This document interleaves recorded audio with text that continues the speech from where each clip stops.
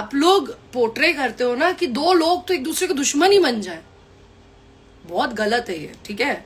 और भी बहुत सारा था कि किस किया, अरे कान में कुछ कह रहे थे वो, क्योंकि उससे पहले हमारी किसी टॉपिक पे हंसी हो रही थी और वही टॉपिक सर ने मेरे कान में बोला जिससे मैं हंसी, उस पे लोग वो डाल रहे कि यामिनी सिंह को किया किस, कहाँ किया किस।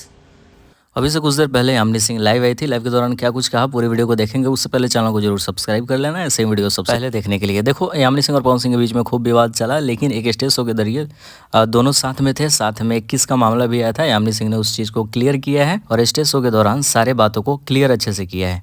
क्या कुछ कहा है यामिनी सिंह ने, पहले वीडियो को देखते हैं। हाँ, मेरे और पवन सर में एक इशू था मैंने इसीलिए कहा क्योंकि हमारे बीच में एक इशू था जो जेन्युइन इशू था, और हमने उस इशू को बहुत ही सिविलाइज्ड वे में सॉल्व किया, क्योंकि हम दोनों ही आर्टिस्ट हैं।